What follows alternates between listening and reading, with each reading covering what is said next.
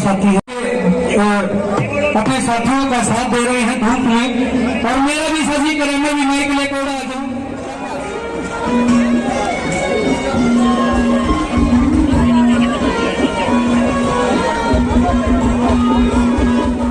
मेरे को सबसे अच्छा तब लगता है जब लोग मेरे को हरियाणा का लाल बोलते हैं।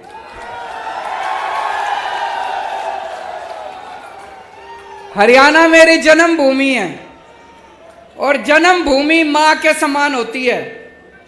मां का कर्जा आदमी 7 जन्म में भी नहीं चुका सकता। जन्मभूमि का कर्जा आदमी 7 जन्म में भी नहीं चुका सकता। आज मुझे बेहद खुशी है अपनी जन्मभूमि में, कुरुक्षेत्र की धर्म भूमि में आज यहां पे आपके बीच में आके। सबसे पहले अभी बता रहे थे कि कल तूफान आया था, यह शुभ संकेत है। कह रहे हैं बता रहे हैं तूफान पंजाब से आया था, बता रहे हैं तूफान दिल्ली से आया था। तो हरियाणा में तूफान आने वाला है और बड़ा तूफान आने वाला है। और जब ऊपर वाला अपनी झाड़ू चलाता है तो तूफान ही आता है। ऊपर वाले ने झाड़ू चलानी शुरू कर दी तो तूफान से घबराने की बात नहीं है। बड़ा शुभ लक्षण है कि कल तूफान आया था। सबसे पहले मैं हरियाणा के सारे किसानों को बधाई देना चाहता हूं, शुक्रिया अदा करना चाहता हूं। हरियाणा के और पंजाब के किसानों ने झुका दिया। 1 साल तक आंदोलन किया, 1 साल तक 36 बिरादरियों ने मिलके, सारे धर्म के लोगों ने मिलके 1 साल तक सिंगू बॉर्डर पे जमे रहे।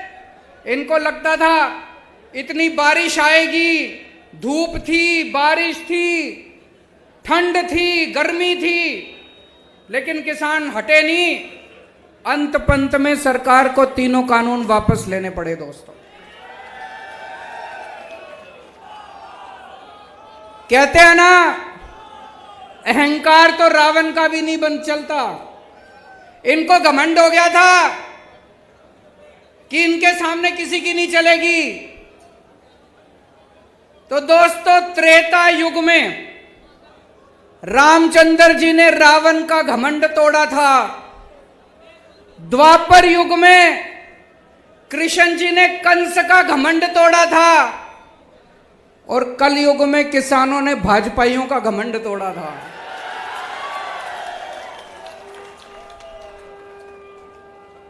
मैं सारे किसान भाइयों को बधाई देना चाहता हूं। दोस्तों, मेरे को राजनीति करनी नहीं आती, मेरे को पॉलिटिक्स करनी नहीं आती। मैं सीधा काम करना आवे, मेरे से कितना ही काम करा लो। दिल्ली में हमने स्कूल ठीक कर दिए, सरकारी स्कूल। सुना आप लोगों ने दिल्ली के स्कूल शानदार हो गए? किस किस ने सुना है? हाथ खड़े करके बताओ। दिल्ली में सरकारी स्कूलों में गरीबों के बच्चे पढ़ते हैं। भाई साहब, गरीबों के बच्चे सरकारी स्कूलों में पढ़ते हैं। पहले दिल्ली के सरकारी स्कूलों का बहुत बुरा हाल था, जैसे हरियाणा के स्कूलों का बुरा हाल है। हरियाणा में भी सरकारी स्कूलों का बुरा हाल है, मैं देख के आया था। दिल्ली में भी सरकारी स्कूलों का बहुत बुरा हाल था। हमने पिछले कुछ सालों में, 7 सालों में दिल्ली के सरकारी स्कूल इतने शानदार कर दिए। आप कहोगे केजरीवाल अपनी बड़ाई खुद ही कर रहा है। इस बार हमारे सरकारी स्कूलों के नतीजे 99.7% नतीजे आए हैं। 99.7%। इतिहास में 70 साल के भारत के इतिहास में सरकारी स्कूलों के नतीजे ऐसे नहीं आए। और भाई साहब, इस साल 4 लाख बच्चों ने प्राइवेट स्कूलों से नाम कटा के सरकारी स्कूलों में भर्ती कराए हैं अपने बड़े बड़े। अब अमीर लोग भी अपने बच्चों को सरकारी स्कूलों में भेज रहे हैं। जब वो इंडिया आए तो उनकी पत्नी भी उनके साथ आई थी। पत्नी का नाम है मिलेनिया ट्रंप।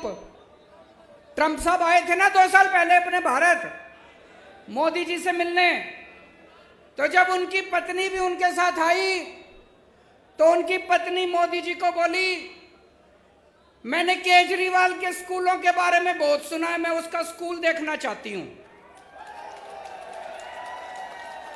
मोदी जी ने बहुत समझाया, बहन मान जा, केजरीवाल के स्कूल में ना जा, मैं अपने स्कूल दिखा दूंगा, मैं बीजेपी वालों के स्कूल दिखा दूंगा, मैं प्राइवेट स्कूल। बोली ना, मैं तो केजरीवाल के स्कूल देखूंगी। माननी नहीं वो माननी नहीं मोदी जी की बात, वो हमारे स्कूल देखने आई। बड़ी बात होगी भाई साहब, अमेरिका के राष्ट्रपति की पत्नी केजरीवाल के स्कूल देखने आई, कुछ तो कर ही रखा होगा हमने, कुछ तो कर ही रखा होगा हमने। मैं पूछना चाहता हूं, ये हरियाणा के खट्टर साहब के स्कूल कौन देखने आया? कोई आस पड़ोस का कोई श्रीलंका वाला ही आ गया हो देखने? कोई, चलो बाहर वाले छोड़ो, कोई अपने देश का ही कोई देखने आया हो इनके स्कूल? अबे कुछ करोगे तभी तो कोई देखने आएगा तुम्हारे स्कूल। कोई दोस्तों सेवा करना चाहते हैं। 2020 के बाद से आज तक आर्मी की भर्ती नहीं खुली, आर्मी की भर्ती के पेपर नहीं करवाए इन्होंने। आज इस मंच के जरिए मैं केंद्र सरकार से और प्रधानमंत्री जी से अपील करना चाहता हूं, 1 लाख से ज्यादा आर्मी के अंदर खाली स्थान हो चुके, इनकी जल्दी से भर्तियां खोली जाए। बच्चे ओवरेज हो रहे हैं।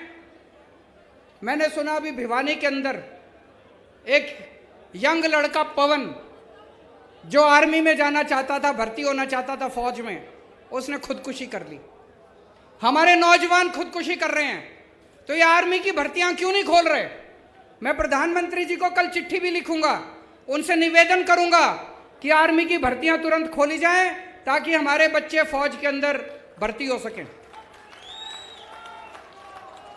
दिल्ली में हमने पहले सरकारी अस्पतालों का भी दिल्ली में बहुत बुरा हाल था, हमने सारे सरकारी अस्पताल शानदार कर दिए, खूब सारे मोहल्ला क्लिनिक कर दिए, और दिल्ली में 2 करोड़ लोग हैं, हमने सबका इलाज मुफ्त कर दिया, चाहे कितनी बड़ी बीमारी क्यों ना हो, चाहे लाखों रुपए क्यों ना लगते हो।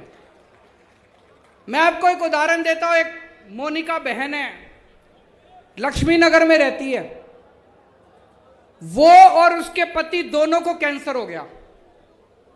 एक कमरे के घर में रहते हैं, बहुत गरीब लोग हैं। उसका पति दूध बेच के सवेरे सवेरे घर घर में जाके दूध बेच के कमाया करता था, उसकी वो भी कमाई बंद हो गई। दोनों को कैंसर हो गया। भाई साहब, अगर कैंसर जैसी बीमारी हो जाए तो जमीन बेचनी पड़ जाती है, आदमी लुट जाता है, गहने बेचने पड़ जाते हैं बीवी के। इन दोनों को ऊपर वाले का शुक्र था, दिल्ली में आम आदमी पार्टी की सरकार थी, ये LNJP हॉस्पिटल में गए, शानदार हॉस्पिटल, सारा इलाज इनका मुफ्त हो गया, दोनों ठीक हो गए और अब दोनों ठीक होकर अपना काम कर रहे हैं। दोस्तों, ऐसे करोड़ों करोड़ों लोग जिनके बच्चे सरकारी स्कूलों में पढ़ रहे हैं, जिनका इलाज सरकारी अस्पतालों में हो रहा है, इन लोगों की हमें दुआएं और उनके आशीर्वाद मिलते हैं, जिसकी वजह से आज आम आदमी पार्टी इतनी तरक्की कर रही है। दिल्ली में हमने बिजली 24 घंटे कर दी। पहले दिल्ली में बहुत हरियाणा में बिजली जाती है नहीं जाती? मेरे को पता चला खूब पावर कट लगते हैं। दिल्ली में 24 घंटे कर दी, हरियाणा में भी 24 घंटे बिजली चाहिए नहीं चाहिए? दिल्ली में केवल 24 घंटे बिजली नहीं करी, फ्री बिजली भी कर दी। फ्री बिजली चाहिए नहीं चाहिए? एक बार हाथ खड़े करके बताओ, फ्री बिजली जिसको चाहिए। फ्री बिजली चाहिए तो सरकार बदलनी पड़ेगी, या खट्टर तो फ्री बिजली, खट्टर साहब तो नहीं करेंगे फ्री बिजली। अभी हमें पता चला पंजाब में हमारा एक मंत्री अफसरों से पैसे मांग रहा था। हमारा हेल्थ मिनिस्टर पंजाब का अफसरों से पैसे मांग रहा था।